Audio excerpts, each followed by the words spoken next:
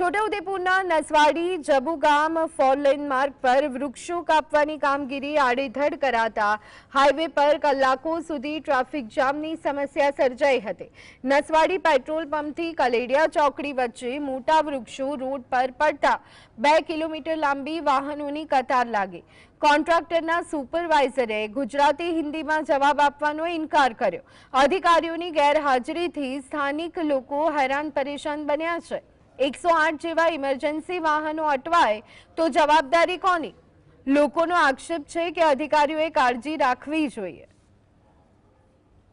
હું બોડેલી જોઉં છું, આ વૃક્ષ રોડ ઉપર પડવાથી ઘણો બધો ટાઈમ લેટ થાય છે। 108ને દુઃખ પડે છે, પબ્લિકને અવર જવરની તકલીફ પડે છે। કેટલી લાઈન લાગી છે? ઘણી બધી લાઈન લાગી છે અહીંયાથી। એટલે અધિકારીઓની કાળજી નથી?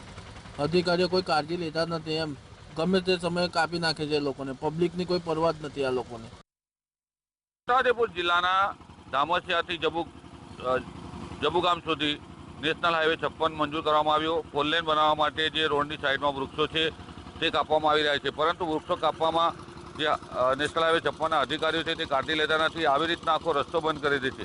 આપ તસવીરોમાં જોઈ રહ્યા છો। બીજી તરફ બતાવીશું, જે આખો રસ્તો છે તે આખો રસ્તો બ્લોક કરી દેવામાં આવ્યો છે। ઝાડ કાપવાની કામગીરીમાં કલાકો સુધી આ રીતના વાહનોને જામ કરી દેવામાં આવે છે, જેના કારણે વાહન ચાલકોને મુશ્કેલીનો વેઠવાનો સામનો કરવો પડે છે। કરોડો રૂપિયાના ખર્ચે આ પ્રોજેક્ટ મંજૂર કરવામાં આવ્યો છે, પરંતુ અધિકારીઓ કાળજી લેતા નથી, તેના વરવો નમૂનો છે। હાલ તો વાહન ચાલકો લાઈનોમાં કતારોમાં ઊભા છે। રફીક ધણીવાલા, GSTV, છોટાઉદેપુર।